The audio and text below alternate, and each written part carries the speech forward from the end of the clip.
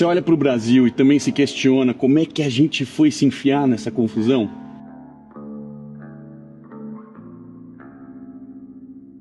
O eterno país do futuro que sempre promete, mas nunca entrega.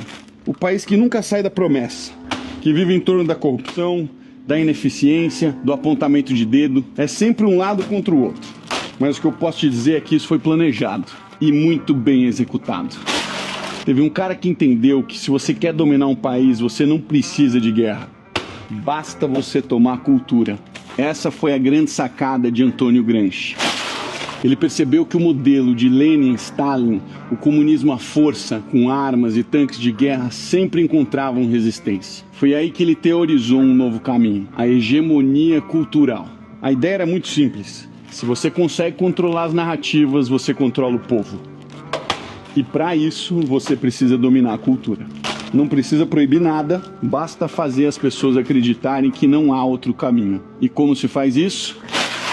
Mídia. Manipula narrativas, protege aliados, demoniza inimigos. Academia, professores doutrinando desde cedo. Entretenimento, artistas e atualmente influenciadores vendem discursos prontos. E sabe onde isso foi aplicado com perfeição? No Brasil. Agora me diz que você nunca se perguntou por que quase todos os professores são de esquerda? Como é que as universidades federais e as escolas se tornaram centros de doutrinação onde não mais se ensina a pensar livremente? Como é que a mídia inteira repete exatamente o mesmo discurso? E os artistas? Por que eles têm exatamente o mesmo pensamento unilateral? Pois bem, isso não foi por acaso.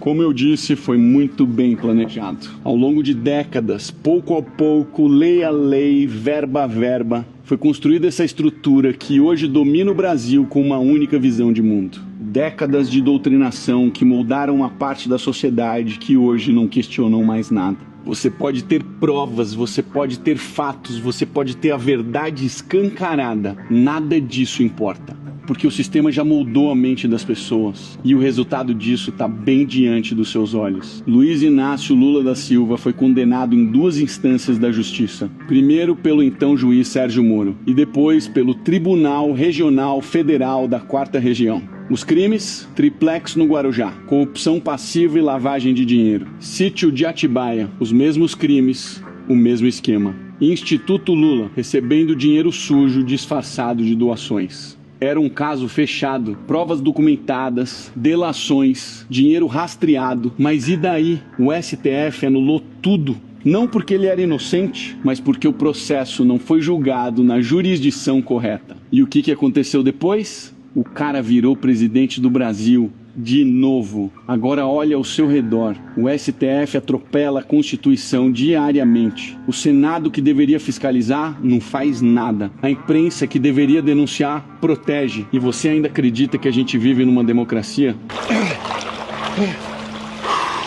O Brasil arrecadou 680 bilhões de reais até o dia de hoje. Esse dinheiro não foi para hospitais, esse dinheiro não foi para escolas, não foi para segurança. Foi para sustentar uma máquina altamente ineficiente e corrupta. O crime organizado não está só no tráfico de drogas e nas facções. O sistema se protege a qualquer custo. E qualquer um que ousa desafiar isso é destruído. Você ainda acha que a corrupção está distante de você? Olha para a inflação, olha para o preço das coisas. O sistema inteiro está corrompido. Pode vir Jesus Cristo tentar salvar, que a fórmula de criar narrativas também vai ser usada contra ele. Nós chegamos a um ponto tão caótico que um país terceiro está tendo que vir avisar ao mundo que o que está acontecendo aqui no Brasil é uma tirania. O judiciário está legislando e aplicando a lei conforme o gosto do freguês. E nesse universo só existem 2 tipos de pessoas: as que são beneficiadas pelo sistema e, segundo, os perdidos.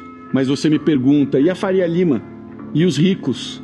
Você acha mesmo que eles têm lado? O lado deles é o do benefício. Onde eu voto, onde eu ganho. O problema do Brasil sempre foi o mesmo. As pessoas se preocupam mais com o seu próprio benefício do que com o país e a população.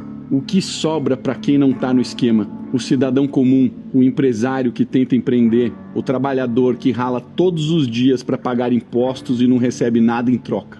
A resposta? Nada.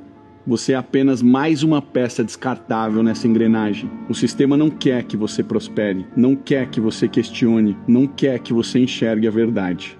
E quando alguém ousa apontar o óbvio, é perseguido, é censurado, desacreditado. O Brasil não é mais uma democracia, é um teatro, com um roteiro escrito há décadas, com atores bem pagos, com um público manipulado, e como toda boa peça de ficção, o final já foi decidido. A elite e os burocratas se mantêm no topo, a classe média trabalha para sustentá-los, e os mais pobres continuam acreditando que alguém virá para salvá-los. Mas ninguém vai, porque o problema do Brasil não é a corrupção é só um sintoma. O problema do Brasil é o brasileiro, que troca dignidade por um auxílio, que troca liberdade por um favor, que troca o futuro por uma promessa vazia.